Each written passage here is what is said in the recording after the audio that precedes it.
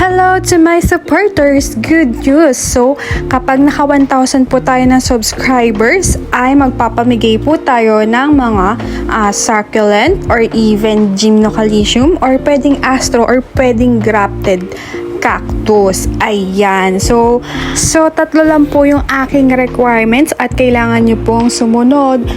Ang hindi po sumunod ay hindi po malilista sa aking list ng pwedeng manalo ng mga ipamimigay po natin. So, I would like to share the blessings I have and the feeling na makatanggap ng box of succulents. So, ito po yung ating requirements. So, kailangan nyo lang pong mag-subscribe sa aking channel at i-like and follow ang aking page at isend nyo po yung screenshot sa aking page, i-message nyo po ako. So, i-example ko na nga po si Ma'am Cherry Lou. Complete siya. Very good ka, Ma'am Cherry Lou. Ayan. So, nasa list ko na yan, si Ma'am Cherry Lou. So, what are you waiting for, mga beautiful people? So, go, go, go.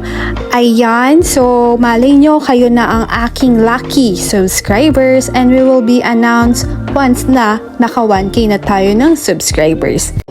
Hello beautiful people! Welcome back at Everything Nice at Mitch Succulent Love at ini-invite ko po kayo na mag-subscribe at mag-like at pindutin ang notification bell para wala kayong ma-miss sa ating mga videos. And for today's vlog ay naitanim ko na po yung mga succulent from Ma'am Liam Blake and Ma'am Wee kay Ma'am Winnet. So, yung kay Ma'am Winnet, kung napanood nyo yung previous vlog ko, ay nagkaroon po ng punggos because of the natagal siya sa box. So, 5 araw na nag-travel ang aking box dahil alam nyo na ang kwento niyan. So, ayun. Yung kay Ma'am Liam naman, may mga dating naman na yung mga succulent niya. Pero gagamitan ko pa rin kasi yung iba doon sa mga nakuha ko ay nagkaroon ng spot ng punggos. Ayun. So, kahit na nagdating si ma'am, ulitin ko lang, magdadating pa rin ako. Idadami ko na sila. Ayan. So, eto na nga po sila. Naitanim ko na. So, kapag upon unboxing at mayroong mga punggos ang inyong mga succulent, kailangan nyo lang gumamit ng dietane or any kind of fungicide para hindi masayang ang pera nyo. Ayun. So, yung kay Ma'am Liam, nag-etiolate mostly yung mga succulent niya. Pero kay Ma'am Winnet, hindi masyado. So, ayun. Parehas silang 5 box na. Parehas silang 5 days na sa box. But, yung kay Ma'am Winnet ay mas hindi nag-etiolate. Ang nag-etiolate nga lang ay si Leticia. Ayan. So, ang ganda po nila, no? So, ayan, pictorial muna bago sila magkaroon ng stain ng dietane kasi, di ba, nag-i-stain po yung dietane sa leaves. So, ayun. So, ginamit ko lang po dito ay bunny poop as fertilizer. Masato soil, nakabili po ako ng buy one take one from Plant Culture at saka loam soil lang po yung ginamit ko. Yung previous ko na succulent soil mix. So, yun lang din po yung aking ginamit. So, gumamit din po ako ng cultured soil, lalo na kay Agapoides kasi mahirap siyang paugatin. So, try natin yung sa kanya, cultured soil kasi nakakapag-roots din yung cultured soil ng succulent. Ayan.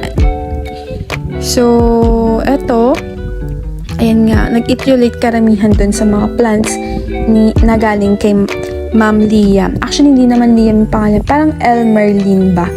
Nakakalimutan ko kasi yung name niya. Ayan. So, ayun. Itong sila PV ay nagkaroon sila ng spot ng punggos. So, ginupit ko pa nga yung leaves nila na may black spot. Tapos, ayun, mamaya, mag-i-spray na ako ng fungicide. I will post the link na ginawa kong vlog about dietane, kung ano yung mga do's and don'ts, at kung paano nyo timplahin. Ilalagay ko na lang po sa description below kung gusto nyo pong panoorin. Ayun. So, yung kay Ma'am Liam, konti lang yung nagpunggos compare kay Ma'am Wee. Kasi si Ma'am Wee, natatakot daw siyang gumamit ng mga chemicals dun sa kanyang mga succulent. Kasi siya nga mismo yung farmer ng kanyang succulent. Kaya mura yung succulent sa kanya.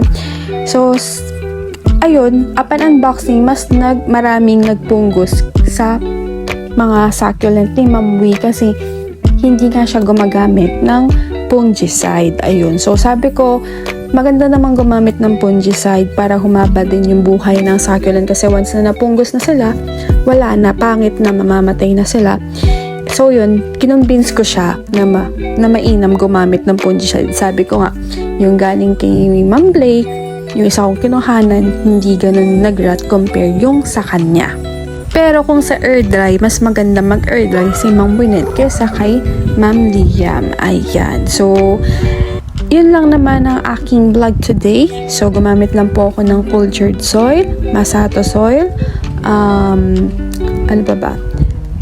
Bunny poop as fertilizer, tas loam soil, tas nagtimpla lang ako ng pumice stone, tsaka lava rock. So, yun dati lang naman din yan, tsaka CRH, tapos yun, cultured soil. Minix ko yung masato, yung cultured soil, patong-patong sila.